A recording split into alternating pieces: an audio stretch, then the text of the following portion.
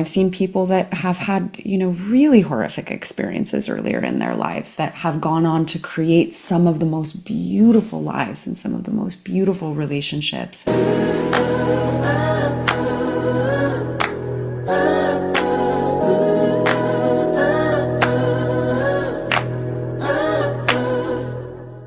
Welcome back to my little channel here on YouTube, the LaCroix Show. My guest today is a leadership and liberation mentor, as well as the creator of the Rapid Shift Integration Method.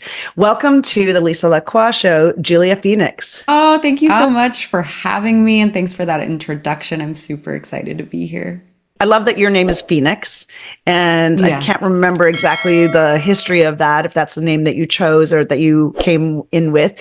But I love that it's Phoenix because when I think about you, I think of someone who is committed to transformation for yourself and for the people that you support, your clients and the people that are your friends and in your community. So I'm sure there's been a lot of Yes, change. absolutely. That death and rebirth sort of cycle is just very prominent, and it was a chosen name actually. So I really resonate with that, that archetype and that experience of death and rebirth.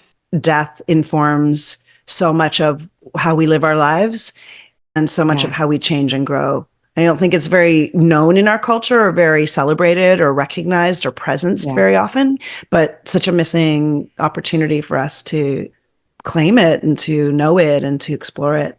I agree, and I think that it is a universal truth of like existence. It's like, I mean, it's a fact, in our experience. And so I think when we sidestep it, when we don't honor it, when we don't allow it fully, when we don't meet it, when we don't accept it, when we don't move with it, it's actually like, we're just really limited.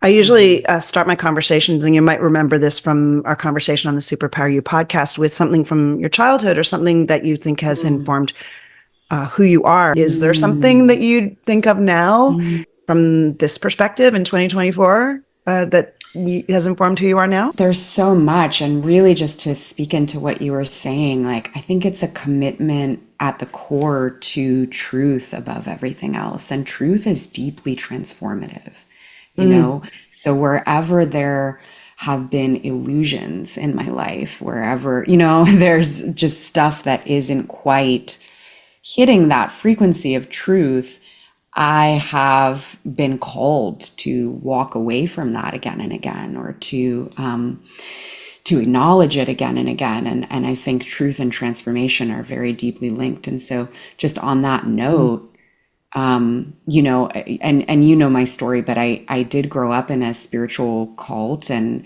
we didn't live inside of a building that was removed from society. I also had like day-to-day interactions and went to school and all the things, right? So there was that element of my experience, and the things that I saw and felt on many levels inside of that experience that weren't being talked about or acknowledged, right? So it's hidden truth. And then also just like the things that were going on inside of my household, and my experiences of being abused. And I was sexually abused by my father when I was very little and kind of growing up, and that was all hidden, right? And it was, and we're from a similar area. So I grew up in Palo Alto, actually. It's like the height of like the dot-com boom. And so there's like this particular, I've got two parents that are together still, two cars in the garage, like a great school, you know what I mean? And it's like I was taught to play the role. I was taught to play the role and to go along with the narratives, that I was given. And so, but it was this experience of this like double reality where my body knew the truth and like my being knew the truth. And yet I felt in order to survive, I needed to pretend. And that was so deeply, deeply painful for me. So much so that it caused, a host of and also because of the trauma that I went through, just a host of really intense coping behaviors like eating disorders and drug addictions and things like this. And so my path has been about really like uncovering what is hidden and being willing to acknowledge it, speak to it, and transform through that process. And I feel, I have such a deep heart of compassion because of my experiences. I have such a breadth of capacity for the things that people are holding, the things that they're carrying, to be able to hold them, the things that people don't talk about. Being willing to share the hard truths that Hmm. people want to keep hidden in ways that costs us, possibly Yeah, risks our own safety, maybe risks the relationships that we have, is a huge service to the collective, because it's so embedded in our culture that we hide the things that are shameful, or we keep the shadow in the dark, And so I think when that's right. someone like you, and I think that's one of the reasons why I've just always been so admiring of your process and your willingness Mm. to be brave in that way. I do think that it gives people permission to look a little deeper at their own stuff. You mentioned that your parents are still together. Does that mean you don't have a relationship with them now? Yeah, unfortunately, I don't. And, that's my choice. Yeah.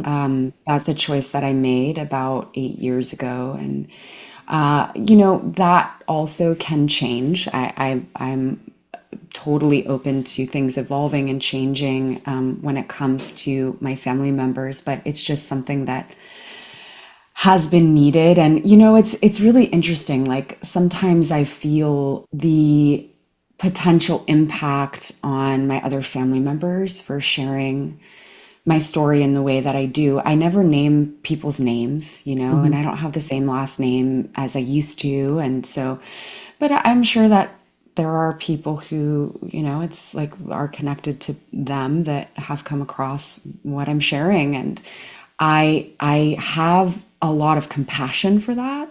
Hmm.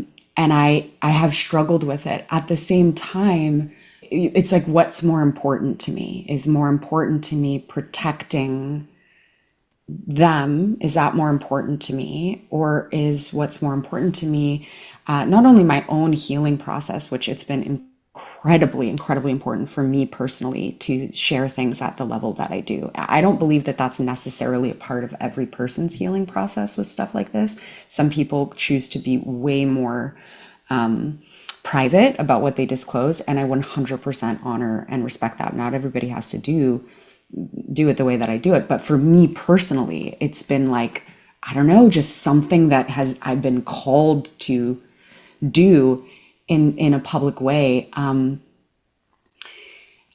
so like that's more important to me. And also what you're sharing about like, not being afraid to speak, because this is the place where people get stuck a lot of the time. It's I don't want to cause pain to the people who are involved, and it's like, well, that's the truth of what happened. And so actually the pain that's caused is not because of you talking about what happened. It's because of what happened, right? So Totally. the responsibility for that needs to be placed appropriately, right?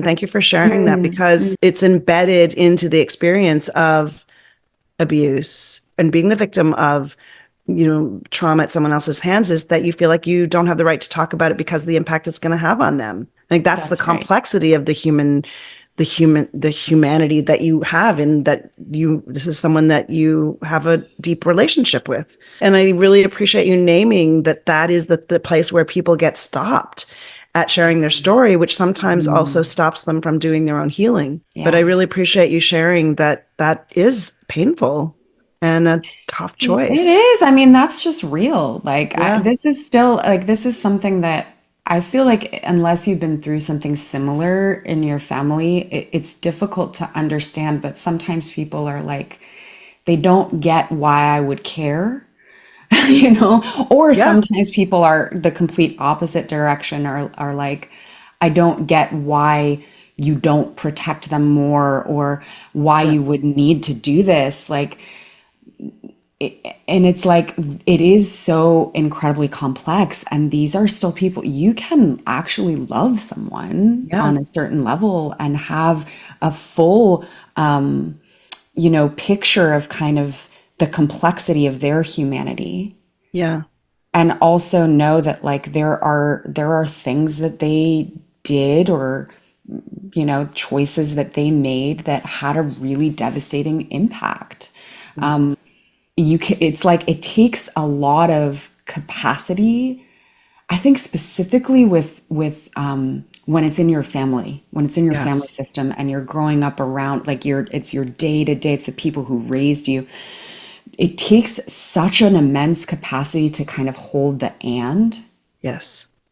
of everything, because it can be so confusing. It's like there's love, there's hate, there's pain, there's fear, there's joy, there's longing, there's all of these different things wrapped up in it, Yeah. and so it's like what you do in the healing process is you kind of just peel back layers, and you work with the different threads and the different parts of you that hold those different feelings and experiences. And yeah, I'm not gonna lie, it takes a lot. Yeah, I I totally still get it. In the teacher training program that I'm in, we every year we do the process that's called Card 3, that's from Harville Hendrix work, Imago work. I don't know if you know it, but the premise of it is that there, whatever we got from our family of origin, our parents, in both all the positive ways and all the negative ways, if you look at them collectively, there's something in the gifts that you got and the challenges you got that take you to a place where there was something you always wanted from your family that you never got,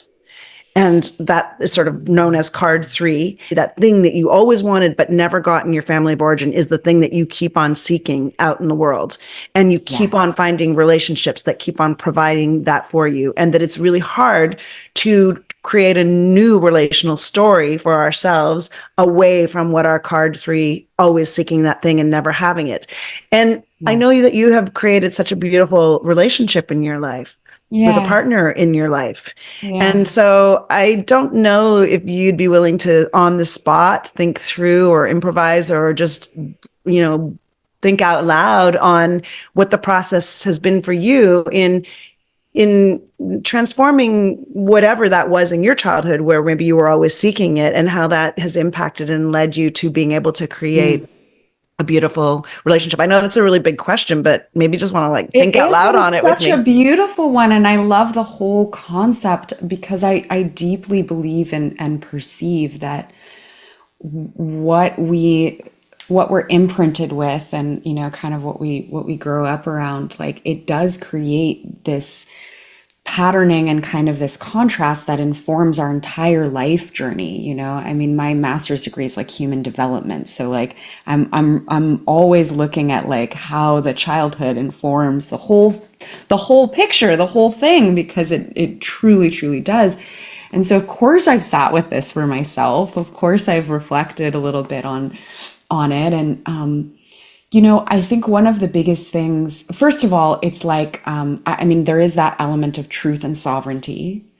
Boundaries have been really big, that I've had to kind of develop, that's sort of on the opposite end of the experience of, you know, no truth, lie, no sovereignty. You don't have boundaries, right? So this is like, there's been a positive development in my life towards that, but also through a lot of challenges where it's like, oh, here's an opportunity to develop like your sovereignty, your boundaries. Here's an opportunity to align with truth. Here's another opportunity to align with truth and speak it, right?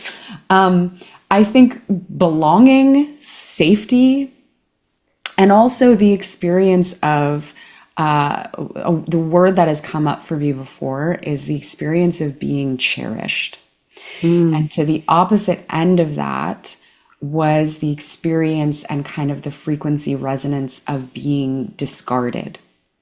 So I mm, did this exercise with one of my teachers years ago of looking at kind of that core, you could say, negative imprint, which was like the experience of being discarded. It's like, and it has a particular flavor, right? Because it's not just abandoned. It's like used and thrown away, Mm, right? right. Very different from, again, Yeah.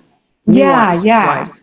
Yeah, so I think that can be helpful too for people, like to actually look at like a word that's really specific, that carries a specific sort of code of like the flavor of it, right?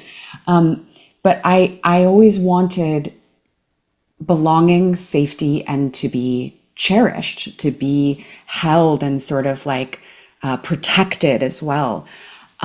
But of course, like through my experiences, I was also given opportunities to see the ways in which I was perpetuating a lot of the wounding that I was acting it out on myself. I was acting it out in my relationships. I was aligning with partners who were reminding me really a lot of these older experiences.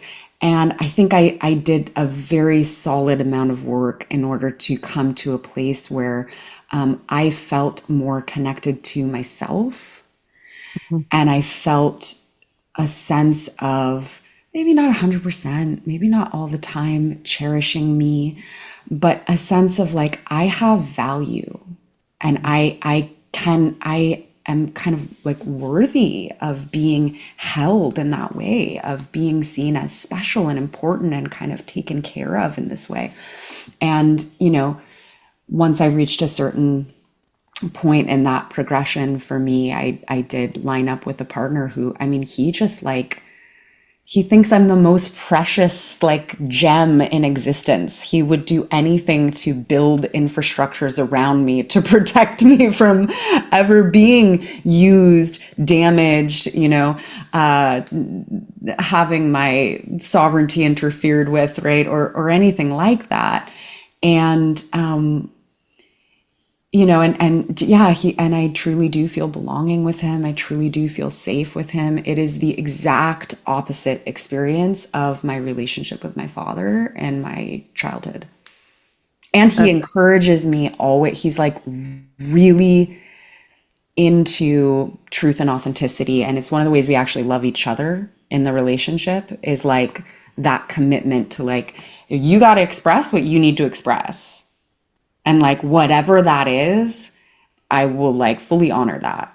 you gave yourself the things that you were always seeking first. You got to the place where you could feel that you were deserving of those things, giving them to yourself first as a path to then being able to choose the partner who's going to give you safety and belonging and protection and, considering Yes. yourself to be precious. Yes. And it was a whole progression too. Like, I think there are nuances and complexities here because there's like a conversation of like, you just need to learn to love yourself and then someone else will love you. But it's like, it's not 100%, I think, how people think a lot of the times. It didn't really work that way for me, where it was like, I got to this place where I was fully like, just in love with myself and so healed and like had it was like it was more like I committed to my path. I committed to doing the work with myself. I had a lot of people show up in my life that weren't partners, but were, people that I worked with as healers or therapists. I still had to show up and do the work. I had teachers, and then I started to magnetize more of a mix of experiences to begin with. I started to have kind of like, okay, like this over here is kind of like feels like the old pattern, but then I've got like this friend over here and they're mirroring back to me the work that I'm doing where I touched that spot where I felt like, oh, maybe I do deserve love. Now they're reflecting that to me, right? And then it starts to build. It starts to build momentum, and then it reflects back and I believe it more, right? And I'm Yes. turning more towards these people and these experiences and I'm believing it more, right? And I'm moving more and more away from these people over here and these experiences, right? So it's kind of like I see it as like a co-creative process that happens in levels and layers. And I still had work to do when I met my partner. I think most of us do. Absolutely. Absolutely. I love that as a description, because I think sometimes people hear this idea, well, you've got to love yourself. And it seems like such an abstract concept, and okay, great, but how do I do that? Right. And I love the Yes. picture you just painted as it being a dance in and out and touching on Yes. this piece and that piece and then integrating that, and then that it's not really a static process, but something that we're in a relationship with ongoingly. I believe so. Yeah, I believe that that relationship is kind of always ongoing. But it is true. To your point, to begin with, what you were saying around like the sense of like victimization, and I'm just going to always be in this pattern, and unless something outside kind of comes in and decides to change it for me, it's like, no, that is not the way that it works. And I like to tell my story also and share about my relationship too, to be a living example of like, even when you've gone through the kind of stuff that I've gone through, like whatever it is. And I've seen people that have had, really horrific experiences earlier in their lives that have gone on to create some of the most beautiful lives and some of the most beautiful relationships. And I just really think it's important for people to see that. Since you came from this background of religion and you did leave it, this question's coming up essentially from what you just shared around getting to and uncovering and helping people to reconnect to their essential good. That is the essence of I think most so. religions, if they're truth. I'm not personally religious. I didn't grow up religious, but I feel spiritual, and I definitely feel that the essence of all religions at its best is exactly that. So I'm curious to know what your experience around religion and spirituality is now. Yeah, I mean, essentially, that is sort of like the spiritual path, right? So good on you for pointing that out. But it's been such a journey, Lisa, and it's really relevant for me right now, actually, and in the work that I'm currently doing, because, I was always very energetically and psychically aware and very empathic at a young age. And I used to talk to angels and like draw my spirit guides in my notebooks and stuff. And like at a certain point in time, I think because of everything, like understandably, I really, I mean, I shut a lot of that down, and I really, I never lost kind of like a thread of connection to spirit. Like that's always been there on some level for me. But I went through a big period of like rejecting a lot of spirituality and being highly critical of spirituality, most especially where I saw things that I felt like were bypassing of the human experience, because I was so wounded by that, right? And because I do deeply believe in the importance of being in the body and in the 3D reality and in relationship. And, like I feel so much of spirituality does, as we understand it, as it's presented by the mainstream and religion, does really bypass what we could call the dark, or what we could call the shadow, in favor of like a really lopsided, distorted kind of like paradigm, that is disembodied and that is disconnected more from the human experience. And I'm not about that, right? However, at a certain point in my process, actually I had the experience of some of my gifts, and this is even more so since we last connected in this type of format, but I had the experience of a lot of my gifts coming back on, and, really experiencing some kind of out there psychic and spiritual stuff, and wrestling with it, and eventually, really, I think, embracing it in a different way, in a way that feels like I can integrate it more into everything else that I feel is so important about the human experience. My spirituality is really experiential, and it is a very, very big, very important part of my life and what I do in the world and my daily experience. So, yeah. Yeah. You said that it's really relevant for what you're doing in the world right now. Do you want to talk a little bit about the kind of work that you're doing and how you're serving your people right now? Yeah, yeah. So I still work, with individuals and with groups and on a variety of stuff. And I mentor women primarily and work on, things involving relationship and also career and again, like kind of centering towards their relationship with themselves. But I have a modality actually that I created that I birthed over a year ago now called rapid shift integration, which you introduced and named earlier. And it is a modality that incorporates sound, so sound healing, to actually kind of ping and activate certain things in your energy body and in your system, and in fact, in your DNA. So I work with what you could call spiritual DNA or soul DNA. It's not necessarily physical, although it can have physical impacts. And some of the work that I do in sessions is pretty psychic and pretty out there, and definitely beyond the realms of what a lot of coaching would would cover. You mentioned that there's an aspect of it that is not words as we would commonly use them. And you have such a gift with words. And so I'm wondering, when you're working with the non-word realm of verbal expression, how it occurs to you is different in your own body, and what you see the impact of it. Yeah, it's so interesting too, because that's also another theme that I probably could have named previously. It's like using my voice, right? That's a Yes. huge, and helping other people use their voices.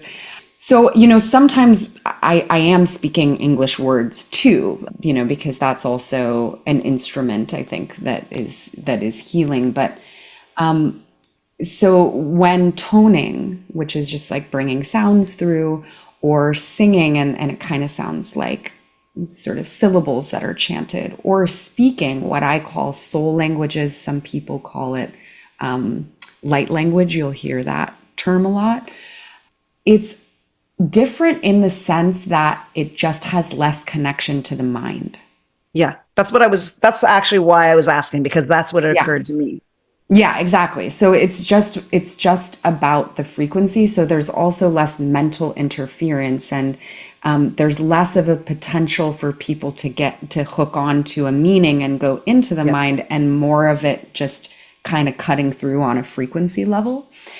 Sometimes sometimes I do have a mental understanding of what the words mean. Sometimes it doesn't come through for me. Sometimes I'll repeat something in English if someone needs to hear the meaning, right? But otherwise, it's just something to be received on an energetic level, and just kind of with the body versus with the mind.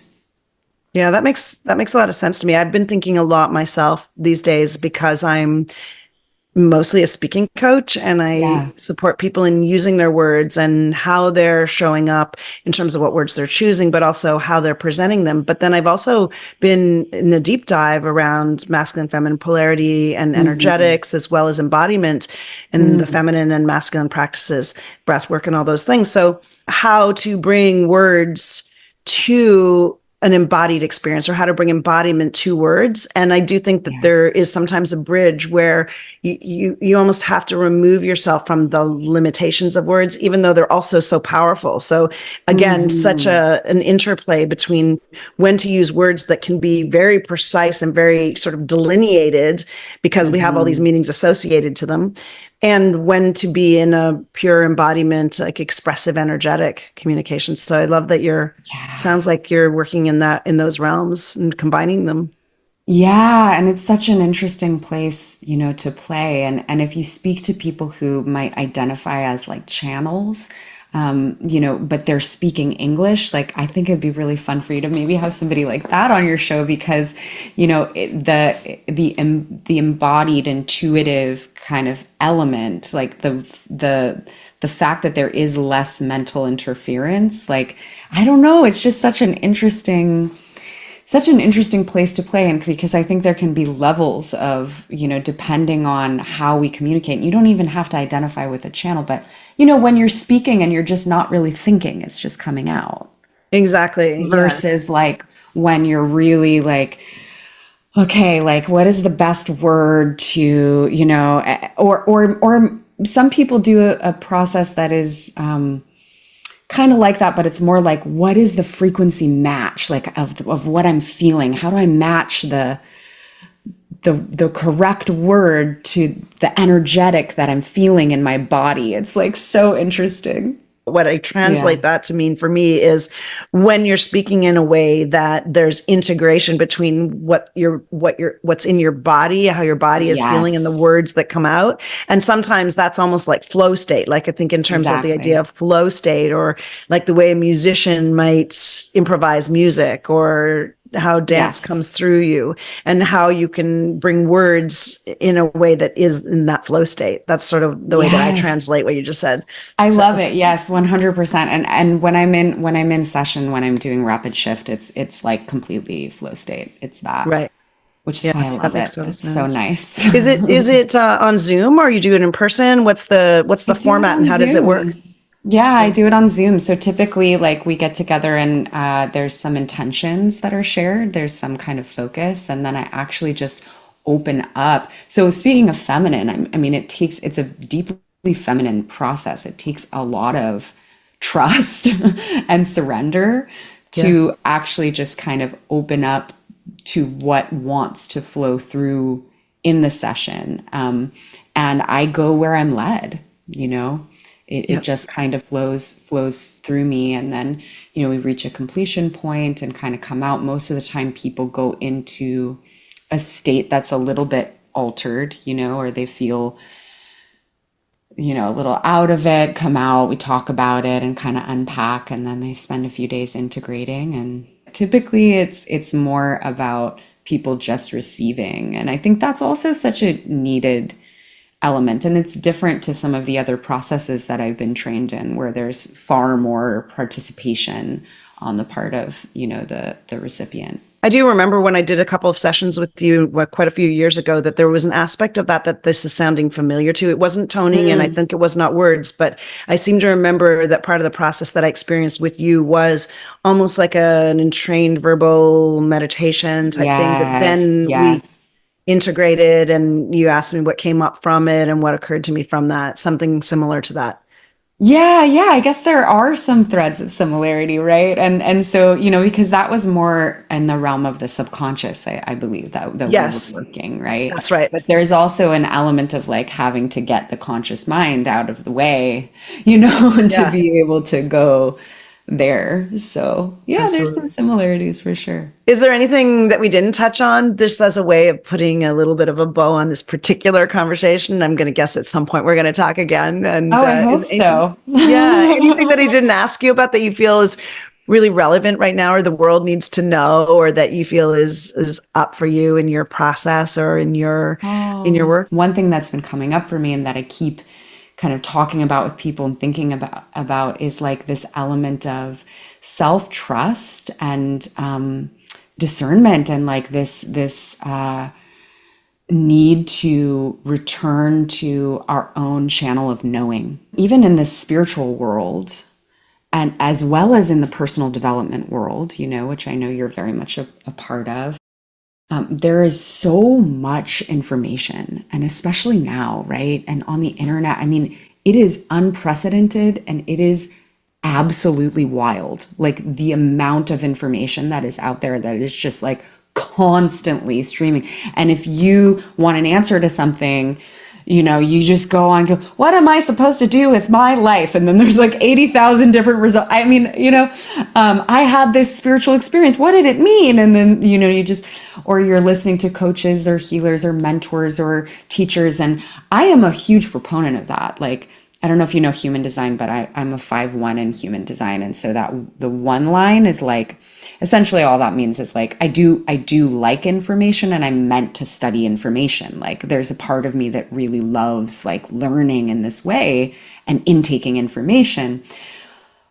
But there needs to be a limit to what we absorb and take in as truth for us. We've got to develop this capacity to connect with our own channel and the truth in our body. My connection to the truth in my body is 100% what saved my life from Hmm. everything we were talking about before.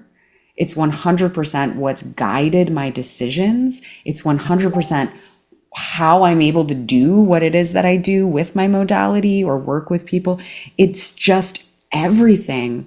And so if I could impart, anything to everyone, it would be develop your relationship with your own channel of knowing and your own capacity to feel and sense and know truth in your own. It's a challenge to remember to keep on coming back to yourself with all of the Yes, information. exactly. It's So a practice. It's like it has to it be is. a I am going to say that I think commitment. it gets easier as you get older.